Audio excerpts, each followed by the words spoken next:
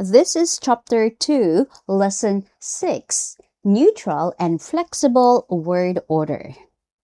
The purpose of this lesson is to prevent learners from incorrectly assuming that predicate-first order is the only possible word order in Cebuano. At the same time, learners should use predicate-first order as the safest neutral pattern at the beginner level. Cebuano word order is flexible. The predicate-first order is the safest neutral pattern for beginners. Look at this sentence. Nikaon si Ana og pan. Nikaon si Ana og pan. This is the normal neutral order. But you may also hear si Ana nikaon og pan. Si Ana nikaon og pan.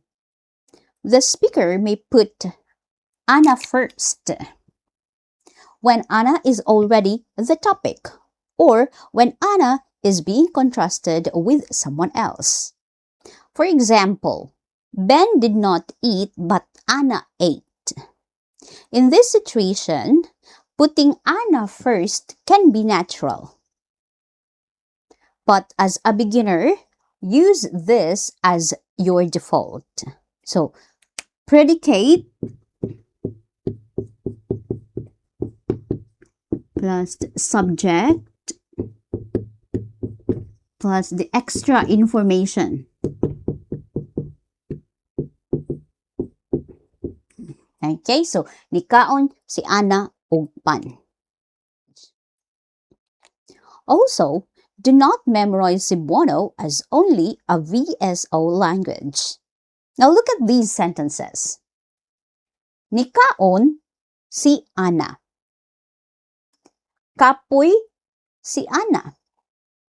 Magtutudlo si Leia. Naako sa balay. So, only the first sentence begins with the verb. So, nikaon.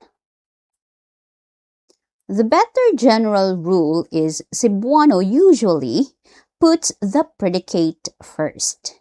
So, here are the predicates. Nikaon, kapoy, magtutudlo, naa.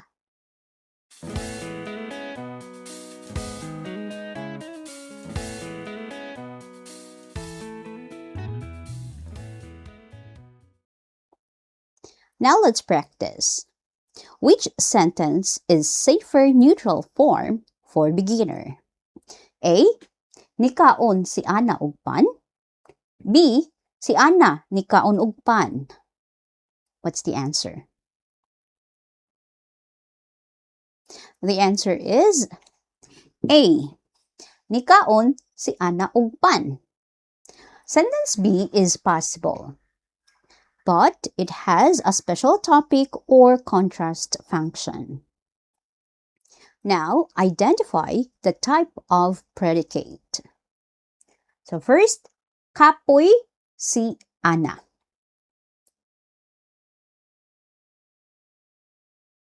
Yes, it's an adjective predicate. Next, magtutudlo si Leia. That's the answer. Yes, magtutudlo is a noun predicate. Naako sa balay. That's the answer.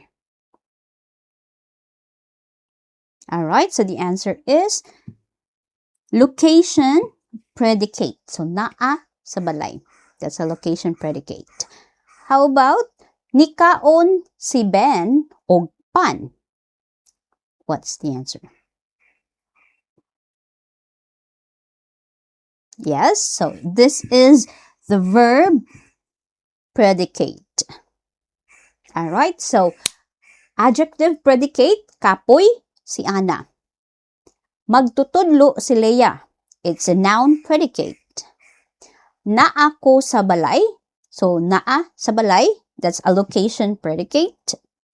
Nikaon si Ben og pan. So, this is verb predicate ni kaon. Alright, so in this lesson, you learned neutral and flexible word order. In the next lesson, we are going to review Chapter 2.